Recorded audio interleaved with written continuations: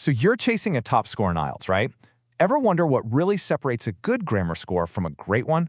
Well, today we're going to unlock the secret to hitting that band 8. And trust me, it's probably not what you think. Let's get right into it.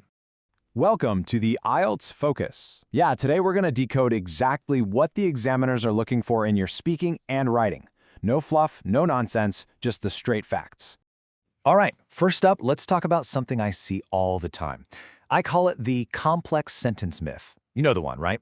The idea that to get a high grammar score, you've just got to stuff your writing and speaking with as many long, complicated sentences as you can. But is that really the whole story? So let me ask you directly. To get a band 8 in grammar, is it all about using a ton of complex sentences? The answer, and this might surprise you, is a huge no.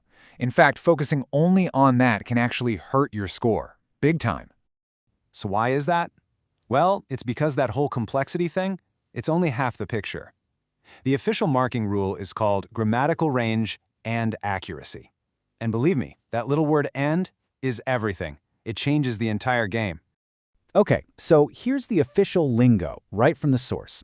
Notice the key phrases here: range and accurate use. See? It's not just about showing off all the fancy grammar you know. It's about how well you use it.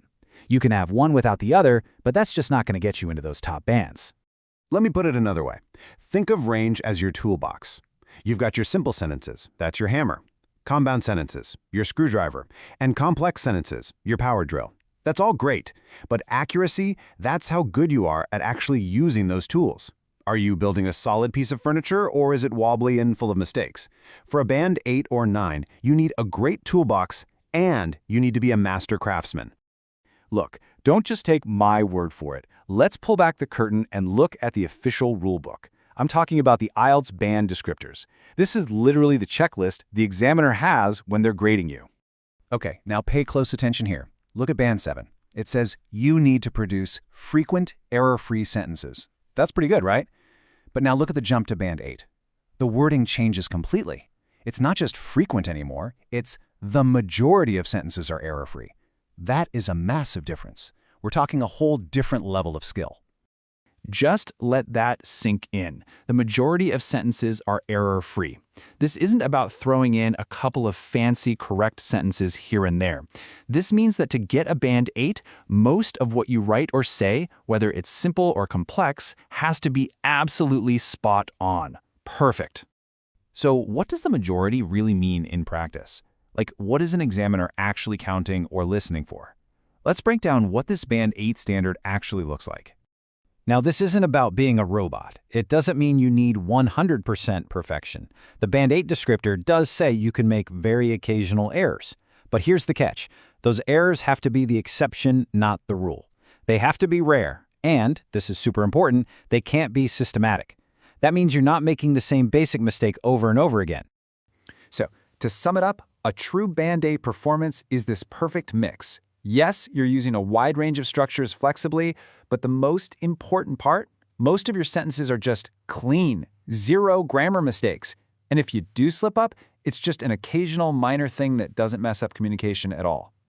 Okay, so knowing this should completely change how you prepare for the test. Seriously.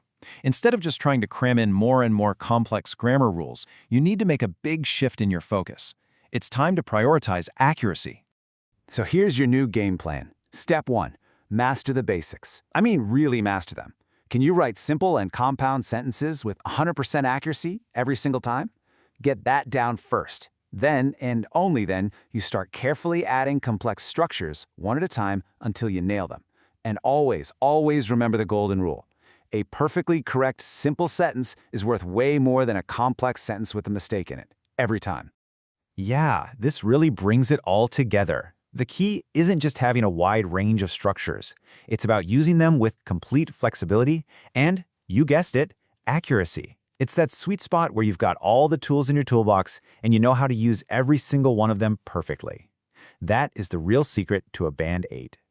So from now on, as you're practicing, I want you to ask yourself a different question. Don't just ask, am I using enough complex sentences? Instead, ask this.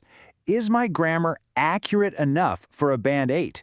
That's the question that's going to get you there. Thanks for joining me.